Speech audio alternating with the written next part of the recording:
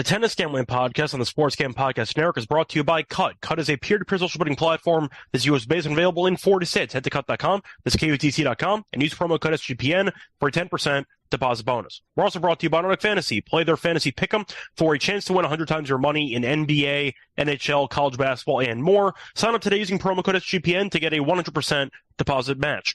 We're also brought to you by Hall of Fame Bets, the sports fan research platform for parlays, player props, and game lines. Download the app or visit HOBETS.com. Use code SGPN to get 50% off your first month and start making smarter bets today. And welcome, everybody, to the Tennis Gambling Podcast here on the Sports Gambling Podcast Network. It is currently early Sunday morning, roughly 1:40 a.m. Eastern Time on March 24th. I'm your host, always, Scott Reichel, once again going solo for this pod. Should be a fun episode. We have a lot of matches to preview, but I have to explain the slight change to the itinerary. So starting off with the initial plan, we were going to do an episode on the round of 32. The problem was Miami had some bad weather, and they basically had to postpone every single match on Friday. They tried to make up all of the matches on Saturday, but as a result, the schedule did get kind of sent back by a day. So because of that, instead of covering the actual round of 32, because there are some round of 64 matches taking place on Sunday, we're just going to group it instead. We are going to cover the Sunday matches. So whether it's going to be a round of 64 match or a round of 32 match, we're going to talk about the actual card coming up today. And as a result, we're going to go through some matches and not all, then do a lock and dog pick for the end of the show. Before we get into any of the actual recap, do want to remind everybody of the fact that we're on YouTube and we're also on Spotify or Apple. So don't forget to hit the like button and subscribe on YouTube. Also, don't forget to rate and review on Spotify or Apple if that's how you consume the podcast. Also, a reminder, if you want to support the show, don't forget to check out the merch store because we have Tennis Gambling Podcast merch. If you want some t-shirts, you want some mugs, we got you covered. Point is, if you want to support the show, you know where to go to get some merch. Besides that, though, time to get into the actual recap for the last episode. Starting off with the lock and dog picks, we did very well as we ended up sweeping. We had Monfils on the money line at minus 138 as the lock, as he ended up losing the first set via breaker. Thompson kind of ran out of gas, and Monfils beat him comfortably in the final two sets to win in three. And for the dog, we had Arnaldi to win the first set on the with the money line at plus 105. Simply put, Bublik has been a really bad starter all year long. Mentioned the trends yesterday that continued, and Bublik eventually lost in straight sets. Arnaldi's looked really good, so he's been undervalued. We capitalized on it. Nice sweep for us. Hopefully we'll sweep again here on Sunday. As for the actual recap for the matches, starting off in no particular order with the actual matches that kind of caught my eye, Griekspoor and Mickelson ended up going 3. I thought that would be close, but I did pick Mickelson to lose that one probably in 3, and I did lean to the over, and Griekspoor got there, so got that match right. Jarry against Draper was fun too. Jarry did win in 3 sets. Draper kind of struggled physically for parts of that match, as he always does, but he bounced back, but not enough, as Jarry got the job done, winning 7-2 into the finals at breaker. Tiafoe lost again. What else is new? He sucks. Nothing really changed there. Good win for O'Connell. You saw Fritz get upset as Seabold Wild got the job done as he won 6-3, 6-4. Not sure what happened there with Seabold Wild, but we know that he was kind of a clay specialist. Beat Medvedev in the French Open last year, was in really bad form, and then won a match or two in Rio on clay, and that kind of helped his confidence kind of grow back, and now he's playing some good tennis on hard court. Tells you how mental the actual sport is. You can be really bad for a long time, but if you get one match to go your way, suddenly that kind of snowballs in a positive direction, and you just get a bunch of momentum, and it does seem like Seabold Wild, after struggling for a month or two in the clay season, has started to regain his form, and now he is good on hard court, as he was able to beat Fritz in a pretty straightforward fashion. Besides that, did lean to Murray to get the job done against Echeverry. Echeverry was battling injuries, was making a surface change to hard court, and Murray just was more comfortable on the surface. Was close, but did win the match in straight sets. Did lean to Shapo on the money line at a good plus price against Tsitsipas. Did I think he was actually going to win? Not really, but I just thought that Tsitsipas was too big of a favorite because we know how bad he's been this year, and he continues to be terrible as Shapo beat him 6-2, 6-4. Besides that, you saw Shang lose to Fokina. That one I did get wrong. I kind of like the over in that match. That didn't get there as Shang ended up losing in straight sets. Thinking if I forgot anything, I mentioned Arnaldi before. Beat Bublik 6-4, 6-1. absolutely buried him. He's been fantastic. So we learned from our loss with the Fees and Arnaldi over 2.5 sets. We recognized how good Arnaldi was playing, and we capitalized on that for the dog pick in the last episode. Sinner beat Vavasori in straight sets. No shock there. Moving on, you ended up seeing an injury, which kind of sucks. Tommy Paul got injured. He won the first set against Dam and then ended up rolling his ankle again after rolling it against Medvedev in the semis of Indian Wells. Kind of why I was fading Paul in the event. I just didn't trust him health-wise. I was concerned that his ankle would definitely be an issue in this event. It didn't look like it was going to be, but when you suffer your second ankle sprain in about, less than a week, not ideal, and it's unfortunate because Paul was playing pretty well, but either way, point is Dam ended up advancing via retirement. So tough beat there if you had Paul moneyline in a parlay, and a lucky break for you if you had Dam on the money line in general, because he was probably going to lose without the injury. Besides that, you saw Ruud beat Van Asch in 3 sets, competitive, but he got the job done pretty easy in the third set, 6-1. Medvedev beat Fucsovics, no shock there. Medvedev, we know, is a machine, so not a total shock. Good start for the quarter bets there. Forgot to mention one of the matches that actually got completed on Friday. One of the only matches was Rublev, who got buried by Makic, so ended up losing an outright there. Took a flyer, tried to go with a buy low candidate in Rublev. Not going to bet on him for a while. He has to regain his form. Really just a bad showing by him there. Hurkacz beat Shevchenko in 3. Nori beat Kaboli in 3. Kaboli's feisty. He might not be the best player in the world, but he's talented and he's young. Keep an eye on him moving forward. You ended up seeing Korda beat Batista Agut after losing the first set in 3. Zverev beat Felix pretty comfortably. Alcaraz beat Baena 6-2, 6-1.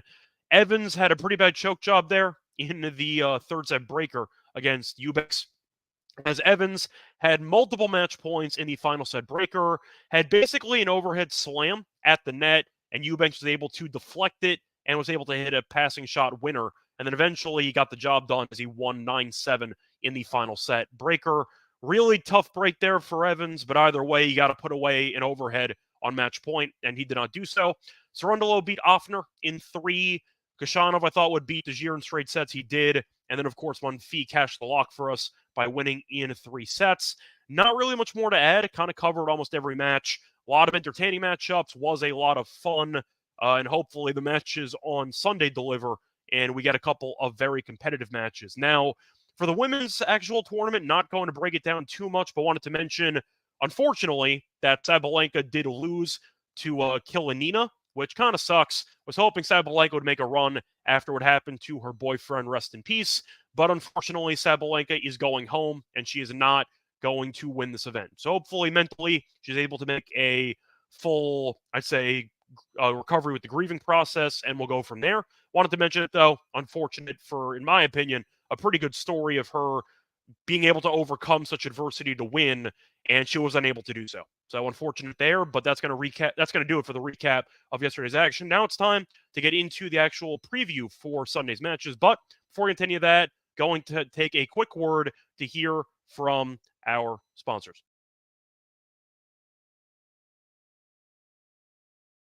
% off everything in the merch store, promo code Madness. So if you are looking for some Tennis Gambling Podcast and merch, we have shirts available on the actual merch store, and you can definitely get a couple of them with a nice discount because you get 15% off everything in the merch store once again with the promo code Madness.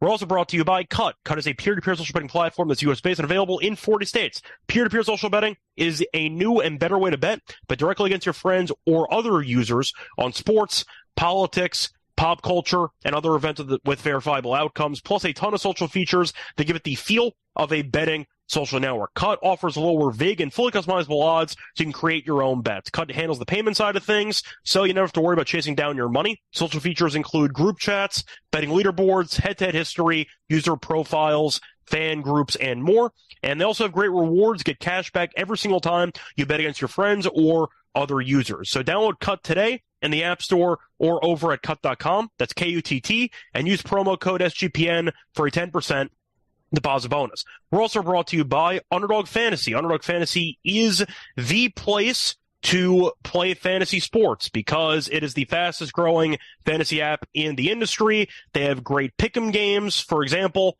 you can pick whether your favorite players will have a higher or lower stat total into their upcoming games. You can win up to 100 times your money in a single night. Pick between 2 and 5 players to build a pick'em entry. And you can also make rivals picks, which pits 2 players against each other. So you can pick which player you think might have more points, for example, in an NBA game. But a reminder that you should also join Underdog Fantasy because they have a lot of very fun markets for tennis. They have, for example, breaks of serve. They have aces. They have a lot of fun tennis options to make matches more interesting, and I recommend you joining the platform in order to take advantage of those opportunities. So sign up today with promo code SGPN to get your first deposit doubled up to $100, as well as an instant pick'em special. Visit underdogfantasy.com or find them on the App Store, and don't forget to register with the promo code SGPN to get your first deposit doubled up to $100, as well as an instant pick'em special. Must be 18 plus and present in the state where Underdog Fantasy operates. Terms apply. Concern with your play? Call 1-800-522-4700 or visit www.ncpgambling.org. Welcome back, everyone, to the Tennis Gambling Podcast. Just finished recapping the matches that took place on Saturday. Now it is time to actually preview the matches taking place on a Sunday in Miami. So going in chronological order, we're going to start off with the matches that catch my eye once again. So the first one I'm going to talk about is a matchup between Hanfman and Mannarino. For this one, Mannarino is a favorite, and I think it is warranted, but Hanfman has looked pretty decent recently. Mannarino's roughly -3 at -105, and you're looking at Hanfman +3 at -115. The over-under is set at 22 games. The money line here, Mannarino is -180, and Hanfman is currently set at +160. If you want the set wagering, Mannarino in straight sets is +125. Hanfman to win a set is -155. Matching over to 3 sets is +145. Now, Mannarino is 1-0 in the head-to-head. They faced off on grass last year. Means nothing because it's a surface change. Mannarino has not played since Indian Wells did lose to Dimitrov in the first round. In the second round, did beat Makic 6-1, 6-2 in the first round there. Mannarino's really not been in great form. He has lost 4 of his last 5 singles matches, I believe. Let me just quickly do the math there. That's 3, 4. Yeah, he's lost 4 of his last 5. Hanfman, though, has been okay. Not great either, as he beat Rusevori in an upset in the first round in 3. Lost to Nava in his first match in Phoenix in a challenger event. Lost to Griekspoor in straight sets in Indian Wells, but did beat Kachin in 3. And then you had clay matches before that. But I think Mannarino, simply put, is the more consistent player, and we know how difficult he is to play against because of his unique style of play. I do think that Mannarino is the better player, so I do think he's going to get the job done. Is it going to be in straight sets? That I don't know. I think Hanfman can keep this match close, but I do think Mannarino is going to get the job done, so slightly into the over. Maybe Hanfman will win a set, but I really don't have anything that's strong for this match. Wanted to mention it, though. Think it should be competitive, so I am going to lean to the over in the spot with Mannarino probably winning. Now, moving on to the next match I'm going to talk about, I'm going to look at a matchup between Dimitrov and Tabilo. Dimitrov is a pretty decent favorite, as Dimitrov is currently priced at around -146. -462, apologies, on the money line, while Tabilo is around +357. As for the game spread, you have Dimitrov -4 at +105. Tabilo +4 is -125. If you want to go for set wagering, Dimitrov to win in straight sets is -150. Tabilo to win a set is +120. And you can get the match to go 2-3 sets at +180. Now, to go through the recent form of both players, we know Dimitrov's been in good form this year. Unfortunately, did lose to Medvedev in Indian Wells, but Medvedev, we know how good he is in general.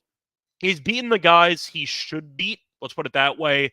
Looking at the last couple losses for Dimitrov, lost to Medvedev, lost to de Minaur in a deep run in Rotterdam, and then ended up losing to Humbert in the final of Marseille.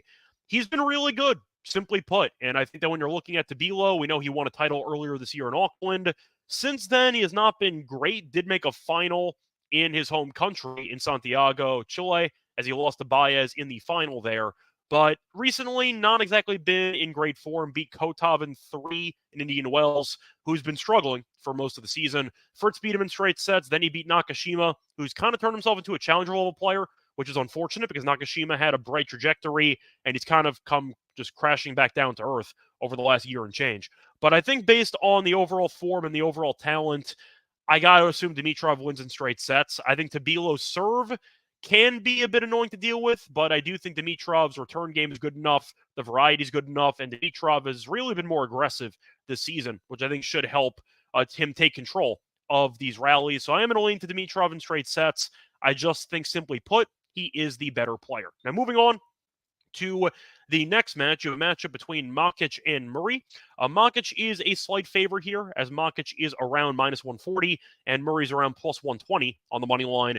For the spread, Makic minus 1 is minus 115. Murray plus 1 is minus 105. As for the over-under, you can find 22.5. Over is minus 116. Under is minus 104. For set wagering, Murray to win in straight sets is plus 260. Makic to win in straight sets is plus 180. And the match to go 2-3 sets is plus 130. Now, they faced off earlier this year, and Makic absolutely buried Murray in Marseille. Or I wouldn't say buried, but he won straight sets, 1-7, 5, 6, 4. But Murray's been in good form recently. He was really struggling about a month or two ago. He's kind of regained it as he was able to beat Goffin in Indian Wells, did lose to Rublev, no shame in that.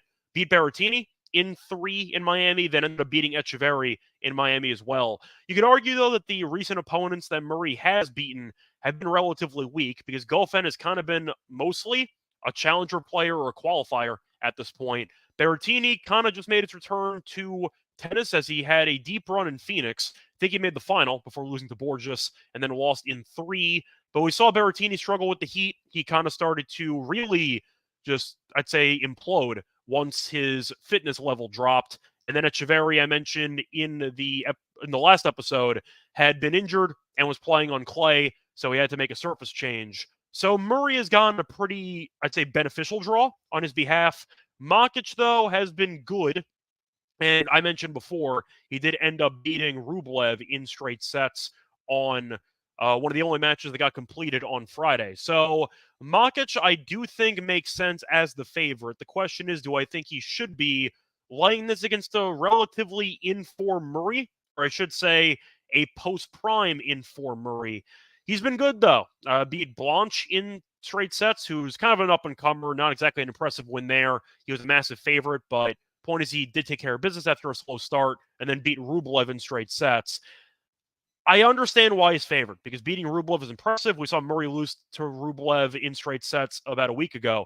But I do think there might be some value on Murray. I think Murray can keep this match interesting. Am I going to bet this match? No. I do like the over, though. We saw the match, the first one this year between them, end up landing 22 with a 7-5, 6-4 final. Murray in form now. I do think this match should be close. His game has translated well to Miami so far. I am going to lean to the over. Give me what should be a 3-set marathon. I also like the over 2.5 sets because of it at plus 130. Moving on to the next match, you have what could be a very underrated and very fun clash between Arnaldi and Shapovalov. So Shapo is a slight favorite here. And Shapovalov is around minus 115, and Arnaldi is around minus 105. Shop around, you might be able to find Arnaldi at even money or maybe even at plus 105. For game spread, Shapo minus half a game is minus 115. Arnaldi plus half a game is minus 105. Over-under set at 23, and the over-under for sets here, the over 2.5 sets, is plus 120. The under 2.5 sets is minus 150. Now, I think personally the wrong player's favored. Now, Shapo did look very good against Tsitsipas as he won in straight sets. Did struggle with Darderi as he won in 3. Arnaldi's been great. Ended up beating Bublik in straight sets, beat Fies in straight sets, won a set against Alcaraz in Indian Wells before inevitably Alcaraz won the tournament, so nice job there. Beat Van Asch in straight sets, lost to Shelton in 3 in Acapulco, beat Fritz in Acapulco.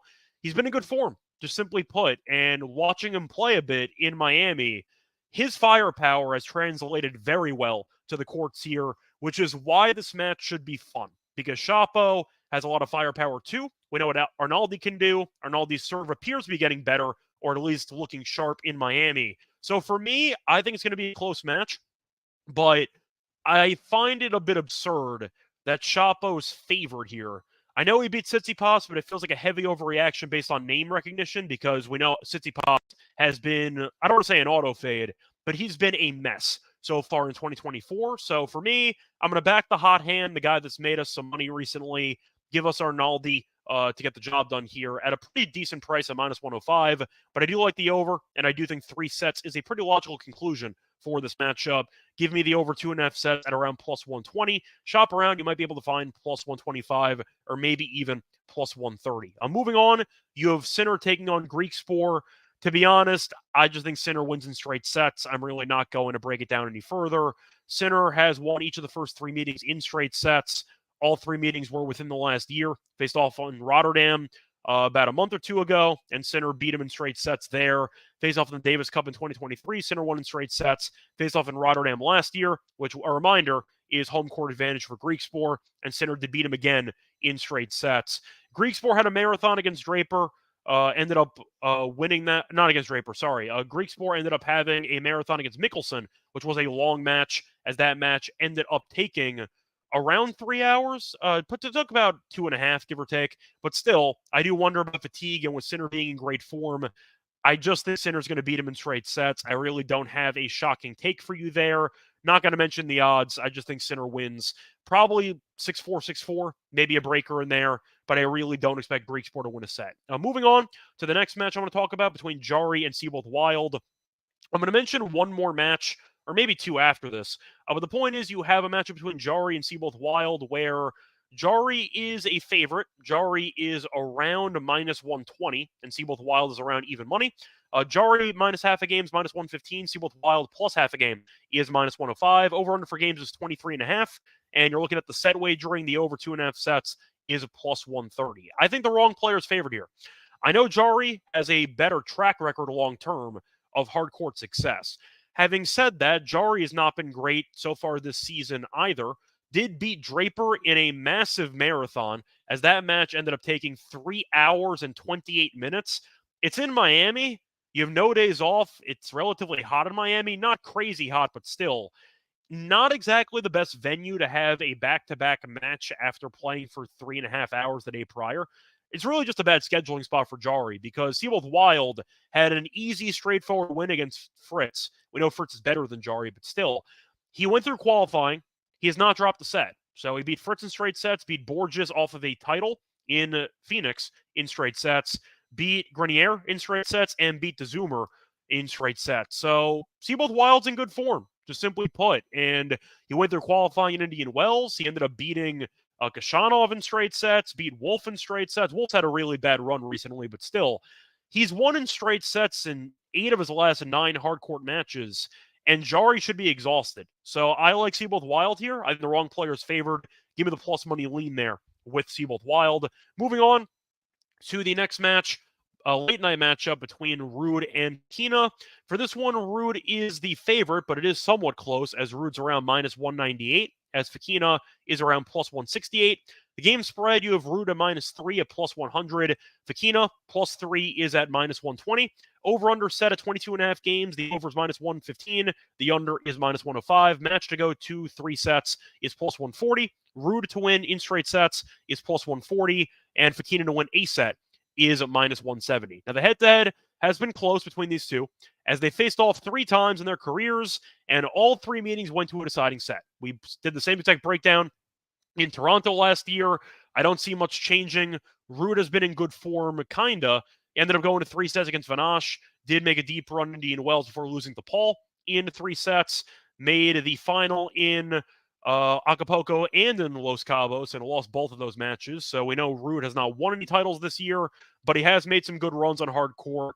Fakina has been comfortable recently as he ended up beating Shang in straight sets in Miami. Did lose to Medvedev in Dubai, no shame in that, but beat Mensik in about a set and a quarter as Mensik got injured and ended up retiring. Beat Morozin in the match prior. He's been fine, but simply put, based on the head-to-head, 3-0 to the deciding set angle, I got to take the plus 140 on over 2.5 sets. I think Fakina can give Ruud problems. Would I pick him to win? Not necessarily, but he is 2-1 lifetime. But plus 168, I think, is a good price. Plus 3 games, I don't mind. But give me the over, and give me the over in sets at 2.5 at plus 140. And the last match, we're going to talk about. It's a pretty straightforward one. Not going to really spend any time on it, but at least got to mention it. Medvedev is playing as he is taking on Norrie. Medvedev is a massive favorite for this one as he is in the minus 500, minus 600 range. I'm not giving Norrie a chance in hell. I'll just simply put, Norrie had a 3-set marathon against Kaboli, and he had a 3-set marathon against Munfee in Indian Wells, which he ended up losing, but still. Point is, Norrie's been better this year, but he's still not in the same league as Medvedev. Medvedev beat Fucsovics, who's been in pretty decent form in 2024, beat him in straight sets, made the final in Indian Wells, made a deep run in Dubai before losing in the final there to Humbert. He's just better, just simply put. Give me Medvedev to win in straight sets here. Not much more to add. That's going to wrap it up, though, for the actual preview of the Sunday matches in Miami. Now it's time for the lock and dog picks. But before we get to any of that, do want to take a quick word to hear once again from our sponsors. We're brought to you by Game Time. I don't know about all of you, but I personally love attending sport events in person. It used to be very annoying to actually find a ticketing platform that I could trust, but that changed once I found Game Time, because Game Time is the fast and easy way to buy tickets for all the sports, music, comedy, and theater near you. They have great last-minute deals on tickets, and their best price guarantee means you can stop stressing over the tickets, and you can start getting hyped over the fun that you're going to have. My favorite feature is going to definitely be the images of seat views, which is very, very useful for me, because maybe you've had an experience like this where you have bought a ticket to a sporting event, and you ended up finding your seats, and you realize that there's a pole or an obstruction in your line of view. So you paid a lot of your hard-earned money, and you're not able to see anything that you actually paid to see. So that's not going to happen with Game Time, because they will show you the image of the view you're going to get before you actually spend money. So you'll always get a good view of the action. Plus, Game Time is the place for last-minute ticket deals. Forget plenty months in advance. Game Time has deals on tickets right up to the day of the event. Get exclusive flash deals on tickets for football, basketball, baseball, concerts, comedy, theater, and more. And the Game Time guarantee means you'll always get the best price. If you find tickets in the same section and row for less, Game Time will credit you 110% of the difference. So sign up tickets without the stress. With Game Time, download the app and create an account and use the code CFBX for $20 off your first purchase. Terms apply. Again, create an account and redeem code CFBX for $20 off. Download Game Time today. Last minute tickets, lowest price guaranteed. We're also brought to you by Hall of Fame Bets. Win bigger betting smarter this NBA season with Hall of Fame Bets. Sports Analytics platform for parlays, player props, and game lines. Research every NBA and soccer bet with historical stats and data. Enter any parlay idea into Hall of Fame Bets' revolutionary parlay optimizer tool to get hit rates broken down by leg, as well as an expected probability for the entire parlay. Sort all players by hit rate for any bet to learn which players are hot and which picks have value. Stop betting in the dark and join over 30,000 users researching with Hall of Fame Bets to craft more intelligent, data-driven parlays. Download the app, visit HOPEBets.com. Use code SGPN to get 50% off your first month today. Start researching, start winning with Hall of Fame Bets. Welcome back, everyone, to the Tennis Gambling Podcast. Just finished previewing the matches for Sunday. Now it's time to get into our picks, our official picks for those matches. Starting off with the lock, I am going to go with a matchup between Safiullin and Musetti, a match that I skipped. I purposefully skipped two matches for the lock and dog picks because I kind of decided I didn't want to repeat myself for a lot of these, so I thought I'd focus more on the other matches and then save a couple for the end of the show. The lock, though, is going to be on Safiullin, minus 2.5 games and minus 120 in his match against Musetti. Safiullin was not in great form, but he did win his first match here. It was against Schwartzman. You could argue that's basically a bye, but the point is he's adjusted to the courts in Miami, which we know can take maybe a match or two with the overall speed and the climate. Musetti, though, has been in bad form as well, as Musetti has lost 5 of his last 6 matches. So both guys are not exactly in great form, but I do think that Safiullin will look more comfortable on the Miami courts here on Sunday. And you're looking at the head-to-head, Safiullin has owned Musetti in their meetings, as Safiullin has won each of the first 2 head-to-head meetings in straight sets. So the point is, I do think Safiullin is the better hardcourt player by a pretty decent margin.